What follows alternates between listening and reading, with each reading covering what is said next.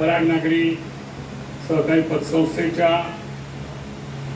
नारायणगावच्या म्हणजे आंबेगावच्या बाहेर पहिलीच शाखा उद्घाटनाच्या निमित्तानं आपल्या सगळ्यांचे नामदार गिरीशरावजी वळसे पाटील साहेब, अतुलजी बेलगे, त्याचप्रमाणे संजयजी काळे, अनिल तात्या, स्टेजवर असलेले सर्व मान्यवर, समोर उपस्थित असलेले सर्व मान्यवर. खरं तर ही पतसंस्थेचं एक छोटंसं कामगारांनी 2007 साली साहेब हे तुमच्याच हस्ते या ठिकाणी शुभारंभ केला होता.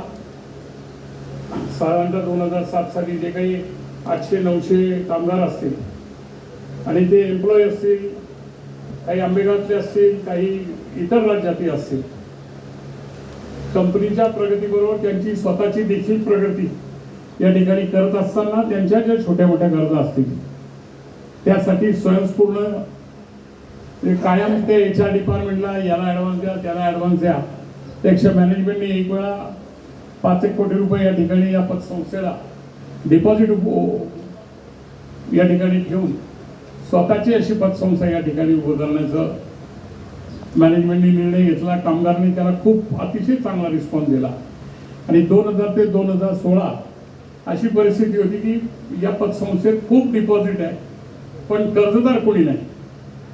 कारण त्या पतसंस्थेला परवानगीच तशी होती की एम्प्लॉईसाठीच ही फक्त पतसंस्था होती आणि एम्प्लॉईनी एवढी जीव लावून या ठिकाणी अतिशय म्हणजे ज्या त्यांच्या गरजा असतील, व्हेकल असेल, गाडी असेल, जो सायकलवर येत असेल त्यांनी 2 व्हीलर घेतली, 2 व्हीलरवरून 4 व्हीलर घेतली आणि घरं घेतली. पण एक मर्यादित त्याचं क्रेडिट तयार झाल्यानंतर नॅशनलाइज बँका असतील, दुसऱ्या बँका असतील, त्यांना स्वतःहून त्या ठिकाणी कर्ज खूप चांगल्या पद्धतीने देत असताना ही पतसंस्था एक या ठिकाणी इच्छा असो का नसो 2016ला या ठिकाणी AR कडे परवानगी मागायला प्रत्येक कर्जाला की आम्ही या एम्प्लॉईच्या बाहेर जाऊन कर्ज देऊ शकतो का नाही. आणि त्यावेळा त्या ठिकाणी संचालक बोर्डाने निर्णय घेतला की ही कामगारांची पतसंस्था फक्त कामगारांपुरती मर्यादित न ठेवता ही आपण संपूर्ण जनरल एक पतसंस्था या ठिकाणी त्याच्यामध्ये कन्वर्ट करू. आणि 2016 पासून आजपर्यंतचा हा प्रवास आहे.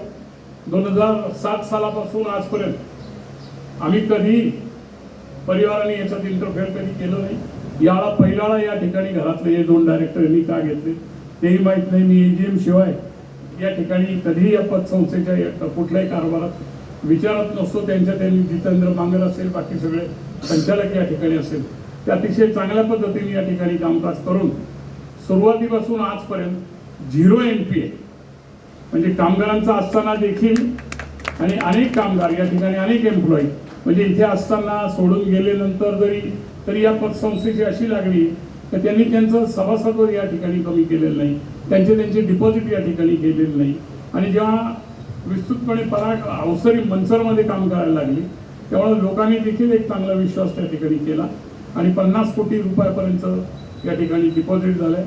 50 कोटी नंतर एक सांभाळून पावलं टाकून नामदार साहेब जेव्हा सहकार मंत्री असताना या सगळ्यांना वाटलं की आपले साहेब आहेत त्यामुळे आपण पद्धतीने या ठिकाणी आणि साहेबांकडे या ठिकाणी रितसर प्रोसिजरप्रमाणे पुन्हा एकदा चांगल्या पद्धतीने एक गव्हर्नमेंटच्या गाईडलाईन घेऊन या ठिकाणी जो 5 जिल्ह्याची परवानगी या ठिकाणी या पतसंस्थेने मिळवली.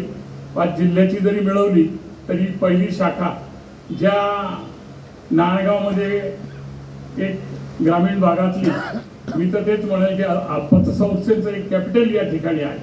अनेक पतसंस्था चांगल्या पद्धतीने या ठिकाणी जुन्नरमधून या ठिकाणी नारायणगावमध्ये चालतात आणि त्या नारायणगाव शहरात यांनी आज या ठिकाणी पहिल्याच वेळा एंट्री या ठिकाणी घेतलेली आहे आंबेगावच्या बाहेर.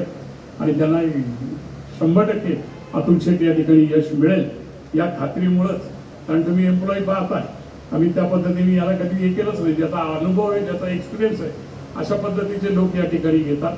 आणि ही पतसंस्था जवळपास 1800-2000 आमचे एम्प्लॉई कर्मचारी जे मनसरमध्ये आहेत त्यांच्या बलबुत्यावर या ठिकाणी उभी करत असताना आज सर्व समाजाला म्हणजे अनेक लोकांना मी या ठिकाणी पाहत आलोय तर त्याला एखादी छोटी 4 व्हीलर टेम्पो घ्यायचा असेल, दुसरं काही घ्यायचं असेल, स्वतःची पत नसली त्या ठिकाणी अतुल शेट्टी मला विचारलं की पतसंस्था हे तुमच्या क्रेडिट रेटिंगमध्ये येतं का नाही.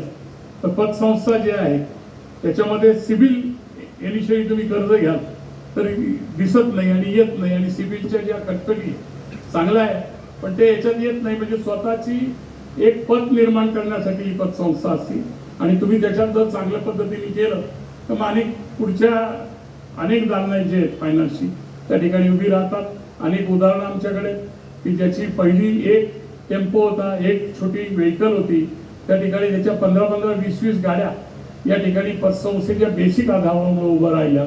अनेक दुकानी व्यवसाय या ठिकाणी उभे राहिलेले, लहान मोठ्या जे उभ्या महाराष्ट्रात आमचे जवळपास 300-350 बल्कवर आहेत.